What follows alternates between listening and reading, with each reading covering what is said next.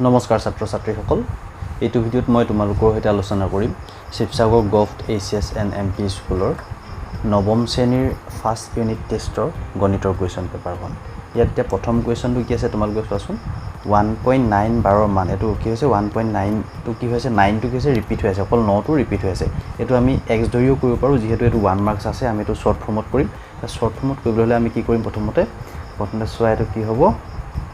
আমি প্ৰথমতে কি কৰিব লাগিব 19 ৰ পৰা দুইটা আমি লগ লগালে 19 পাম 19 ৰ পৰা আমি এই ৰিমেইনিং যোনটো 1 টো পট 9 হয় আমি 1 টো মাইনাস কৰি দিম তাৰ পিছত যেহেতু এটা ৰিপিট হৈছে এটা ৰিপিট হৈছে 10 মাইনাস 1 কৰি দিম তে কি হ'ব এটো 18/9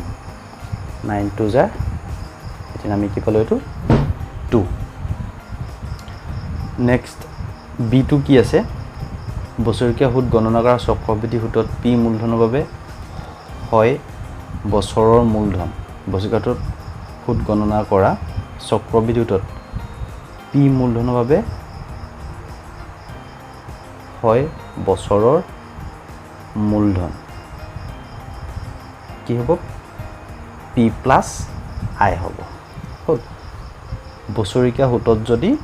চক্ৰবৃদ্ধি সুদত যদি p মূলধনৰ বাবে যদি সুদ গণনা কৰে তেতিয়ালে এবছৰৰ পিছত মূলধনটো কি হ'ব নেক্সট মূলধনটো হ'ব কি গৈ p + i মানে ইন্টাৰেষ্টটো যোগ কৰাৰ পিছতহে নেক্সট বছৰৰ মূলধনটো আমি তুমি যদি 100 টকা লোৱা যদি এবছৰৰ পিছত যদি তাৰ যদি 10 টকা সুদ হয় নেক্সট 2 নম্বৰ বছৰৰ কাৰণে 110 টকা তাৰ মূলধন হ'ব হেতু কাৰণে আমি ইন্টাৰেষ্টটো প্লাস কৰাৰ পিছতহে হেতু মূলধন হিচাপে আমি নেক্সট আকৌ আমি নেক্সট বছৰ আমি 110 টকাতে আমি সুদটো গণনা কৰো হেতু কাৰণে ইয়াত হ'ব p + i মানে বছৰৰ মূলধনটো কি হ'ব p + i মানে ইন্টাৰেষ্ট আমি প্লাস কৰাৰ পিছতে হেতু তাৰ মূলধন হ'বগে গৈ নেক্সট c টো কি আছে তলৰ কোনটো দশমিক বিস্তৃতি পৌনঃপুনিক হয় এতিয়া দশমিক বিস্তৃতি পৌনঃপুনিক হ'বলৈ হলে হৰৰ মৌলিক উৎপাদকীকৰণটো 2 আৰু 5 ৰ বাদে বেলেগ সংখ্যা থাকিব লাগিব এতিয়া আমি ইয়াত চাম কোনটো 2 আৰু 5 ৰ বাদে বেলেগ সংখ্যা আছে ইয়াতটো অকল 2 আৰু 5 আছে কাৰণ 20 টো 2.2.5 হ'লগে তাৰ পিছত তোমালোকৰ 25 টো 5.5 আছে আৰু 8 টো 2.2.2 যেহেতু মানে হৰগিটাই গুটে তিনটাতে কি আছে 2 আৰু 5 আছে ইয়াত অকল 2 আছে ইয়াত অকল 5 আছে ইয়াত 2 আৰু 5 দুইটা আছে হেতু কাৰণে এইগিটা হাবধি হ'ব নিৰবধি নহয় কিন্তু ইয়াত কি আছে 9 আছে 9 মৌলিক উৎপাদকীকৰণ আমি কি পাম 3.3 পাম হেতু কাৰণে যেহেতু 2 আৰু 5 ৰ বাদে যদি বেলেগ এটাও সংখ্যা থাকে তেতিয়া সেই সংখ্যাটো কি হ'ব হৰৰ মৌলিক উৎপাদকীকৰণত যদি 2 আৰু 5 ৰ বাদে বেলেগ এটাও সংখ্যা থাকে তেতিয়া সেই সংখ্যাটো কি হ'ব নিৰবধি পৌনঃপুনিক হ'ব হেতু কাৰণে অপচন হ'ব 2 টো তাৰমানে সূত্ৰটো এনেকুৱা আছিল যে যিকোনো এটা সংখ্যাৰ মানে পৰিমেয় সংখ্যা হৰৰ মৌলিক উৎপাদকীকৰণটো যদি 2 to the power n * 5 to the power m r হে হয় তেতিয়া হ'ব হাবধি আৰু যদি নহয় তেতিয়া হ'ব নিৰবধি নেক্সট আছে 50% হল 50% মানে কি 50% আৰু 50% মানে কি 100 ভাগৰ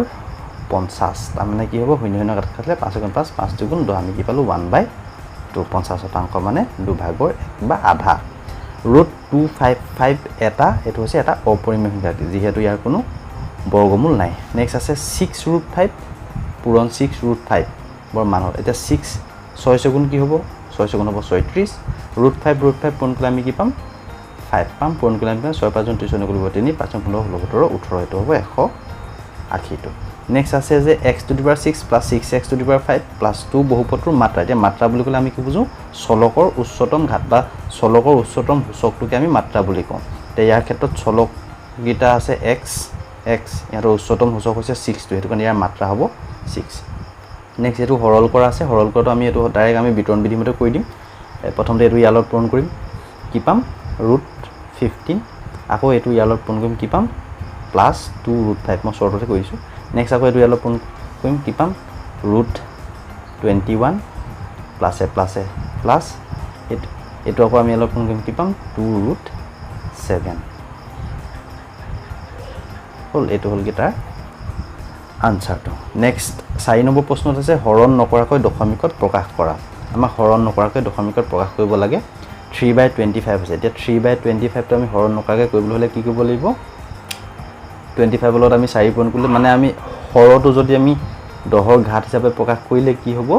হেতু মানে হৰণ নকৰিলে হয় এতিয়া 25 লগত 4 পূৰণ কৰিলে আমি 100 পাম যেহেতু 10ৰ ঘাত হৈ যাব হেতু 100 হলগে 4 * 12 হলগে যেহেতু দুটা শূন্য আছে তলত যেহেতু দুটা শূন্য আছে দুটাৰ লগত আমি দশমিক দি দিলে হৈ যাব ঠিক তেনেকৈ এটো ডিনোমিনেটৰ 13/125 আছে 125 লগত আমি 8 পূৰণ কৰিলে আমি কি পাম 1000 পাম ঠিক তেনেকৈ ইয়াতো আমি 8 পূৰণ কৰিব লাগিব তলত হ'ব 1000 ওপৰত হ'ব 8 × 24 কৰিব 2 8 × 8 9 10 যেহেতু 3টা শূন্য আছে তলত আমি 3টাৰ আগত আমি দশমিক দি দিলেই হৈ যাব নেক্সট আছে 36 মাত্ৰাযুক্ত এটা দ্বিপদ বহুপদৰ উদাহৰণ দিয়া এতিয়া 36 মাত্ৰাযুক্ত আমি 2x to the power 36 plus 3x কৰি দিলো এটো হৈছে এটা 36 মাত্ৰাযুক্ত এটা দ্বিপদ বহুপদ যেটো দুটা পদ আছে এটো দ্বিপদ হলগে আৰু 36 টা মাত্ৰা হয় এটো হৈছে তাৰপিছত px = 2x² - 1 বহুপদৰ এটা শূন্য নিৰ্ণয় কৰা তাৰ কাৰণে আমি কি কৰিব লাগিব তো 2x² - 1 = আমি 0 লিখি লম কি হ'বগে তেতিয়া 2x² = কি হ'বগে গৈ 1 হ'বগে গৈ এটো কাৰণে x² = কি হ'বগে গৈ 1/2 হল তাৰপিছত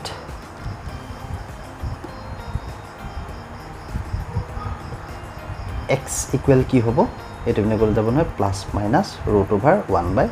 তেতিয়া x = কি হ'বগে প্লাস মাইনাস 1 ৰ বৰ্গমূল হ'ব 1 1/√2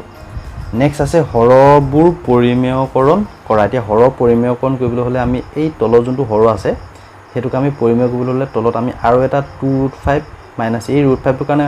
মানে এটো এটা অপৰিমেয় সংখ্যা তাক আমি পৰিমেয় কৰিবলৈ হলে √5 টো অতৰাব লাগিব কেতিয়া √5 মানে আতৰিব আৰু এটা √5 পূৰণ কৰিব লাগিব তাৰ কাৰণে আমি কি কৰিব লাগিব হৰ আৰু লব উভয়তে 2√5 - 3 আমি পূৰণ কৰিব লাগিব তেতিয়া এটো কি হ'বগে প্লাস a ইয়াত যদি মাইনাস থাকে প্লাস a ইয়াত যদি প্লাস থাকে ইয়াত আমি আকৌ মাইনাস c এটা আমি পূৰণ কৰিব লাগিব তলত যদি মাইনাস a পূৰণ কৰো ওপৰটো আমি মাইনাস a পূৰণ কৰিব লাগিব তেতিয়া কি হ'বগে গৈ এটো a - b a + b হলগে নহয় গৈ তেতিয়া কি হ'বগে গৈ এটো a² - b² হলগে গৈ ওপৰৰ পৰা 5 × 2 = 10 √5 প্লাস 5 × 3 = 15 এটো কি হ'বগে তেতিয়া এতলত 2 × 2 = 4 × 5 মাইনাস 3 × 3 = 9 হলগে তো তেনেকৈ থাকিলে 9 5 × 20 পৰা 9 গলে আমি কি পাম 11 ওপৰটো তেনেকৈ থাকি গিলে নেক্সট আছে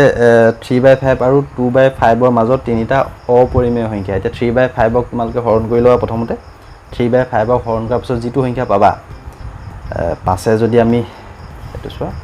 পাছে যদি আমি যদি 3 ক যদি হৰণ কৰো কি পাম দশমিক লৈ হল 5 × 30 আকৌ পাছে যদি 2 খন কো আমি কি পাম 5 ×